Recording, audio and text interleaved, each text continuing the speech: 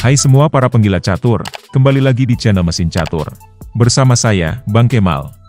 Kalian semua bisa menyingkat nama saya menjadi Bang Ke. Untuk video hari ini, saya akan menyuguhkan sebuah permainan fantastis dari seorang Magnus Carlsen dalam sebuah ajang catur klasik yang diadakan di Jerman. Tak usah banyak congcing, langsung aja kita cocol. Nyoah beset mang. Di game ini, Magnus Carlsen berhadapan dengan Richard Rapport, Grandmaster kelahiran Hungaria, yang kini bermain untuk Romania. Magnus sebagai putih bermain dengan E4. Rapport membalas E6, lalu D4, D5, kuda C3, gajah B4, dan pion maju lewati pion.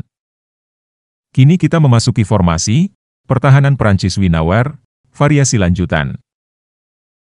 Hitam lanjut pion serang pion serang gajah, gajah langsung mengeksekusi kuda. Pion membalas, kuda keluar kandang membuat ruang bagi raja parkir. Dan Magnus menempatkan menteri di G4, membidik pion G7. Apakah di sini Rapport menyelamatkan pionnya? Ternyata tidak. Dia memilih menaruh menteri di C7. Dan Magnus membalas gajah D3. Membiarkan pion gratisan, yang terlihat gurih-gurih nyoi. Kita mundur sedikit. Emang kenapa sih Magnus gak mau ngambil pion pakai menteri? Karena benteng akan menyerang. Menteri cocol pion. Pion makan. Kuda E2. Setelah kuda C6, pion F4, gajah D7, menteri D3, pion ambil pion, dan menteri ambil balik. Meski di sini Magnus unggul satu pion, namun sebenarnya, permainan masih berjalan seimbang, dan cenderung hitam memiliki positioning yang sedikit lebih baik. Mengingat sayap raja, kini menjadi tempat yang cukup nyaman buat dua benteng hitam, setelah bertukar tempat dengan raja. Kita balik ke permainan sesungguhnya. Lalu menteri melipir ke A5. Gajah melindungi anak buahnya. Pion maju menyerang gajah. Gajah mundur. Hitam menggeser benteng melindungi pion dari gangguan menteri. Magnus mendorong pion ke A4. Mencegah menteri melakukan penetrasi. Kuda keluar kandang. Menteri mundur ke H3 membidik pion. Pion maju satu langkah.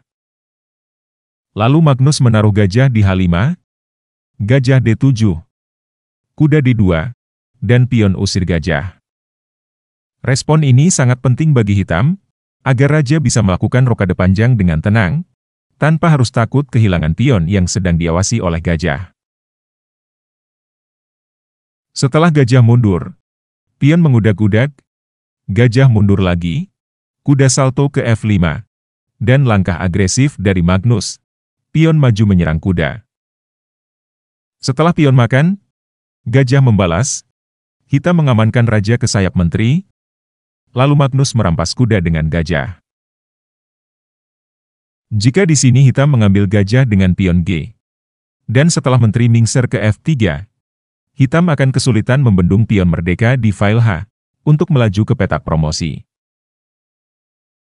Oleh karena itu, hitam mengambil gajah dengan pion E. Kemudian Magnus mulai mendominasi permainan, gajah naik menyerang benteng. Benteng kabur ke E8, raja maju menambah perlindungan pada pion, agar kuda bisa leluasa membantu serangan. Benteng pergi mengancam menteri. Menteri F3. Kuda mundur membuka tabir gajah, untuk menekan A4 bersama menteri, juga berencana melompat ke E6, menyerang gajah. Mungkin Magnus membaca niat itu, lalu membawa gajah menyerang benteng. Benteng naik 2 langkah, pion maju menyerang sayap raja, kuda manuver ke E6, pion terus melaju, dan pion lewati pion, membuat sedikit jebakan Batman. Sebab jika menteri mencocol pion, menteri akan terjebak dalam dosa. Karena petak-petak melangkah, sudah dijaga pasukan hitam. Atau kalau benteng mingser ke G4, menekan pion bersama gajah. Pion maju menyerang menteri, Menteri menyerang benteng. Pion menutup, kuda ambil pion. Setelah benteng sikat gajah, pion sikat balik, kuda membuka tabir benteng menyerang menteri, dan menteri hanya memiliki tempat aman di G3. Akan tetapi sehabis kuda melakukan penggarpuan, putih akan kehilangan menteri yang sangat dicintai. Oleh karena itu, Magnus tidak buru-buru membuat serangan, dia memilih menempatkan benteng di E1.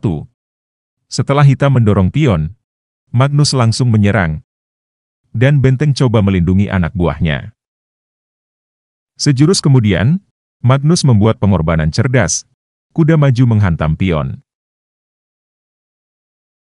Jika hitam terburu-buru mengambil kuda, menteri ambil balik, pion makan, benteng membalas, skak, raja menghindar ke C7, gajah kembali serang raja, menteri hitam akan tewas, digarot gajah.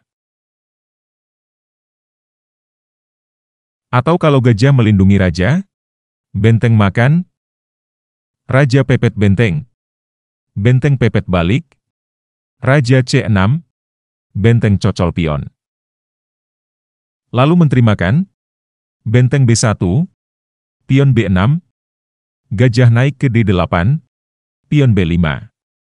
Setelah benteng kembali serang raja, skak, raja hanya bisa ke B6, benteng mingser open skak, raja balik ke tempat semula.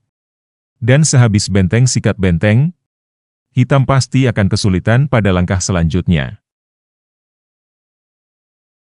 Tentunya, hitam tak mau hal itu terjadi, lalu memilih menghabisi gajah dengan benteng. Pion habisi balik, kuda tubruk kuda, pion berlari mengejar petak promosi. Kuda mundur melindungi pion, pion melaju, benteng nyempil di pojok, mencegah bocah ingusan, menjelma menjadi siluman. Sehabis menteri E3, dan menteri mundur ke D8, Magnus kembali membuat pengorbanan gila. Dia menghantam pion pakai benteng. Kuda menerima tumbal proyek, menteri cocol kuda sembari melindungi pion, raja naik ke C7, menteri menyusup menekan pion, gajah melindungi. Benteng bergeser ke E1, raja lari ke B6, benteng E5, menteri C8, pion F4 Magnus mainkan. Lalu pion A6, raja putih mundur, raja hitam ikut-ikutan mundur, pion maju menyerang gajah, membuat perangkap licik.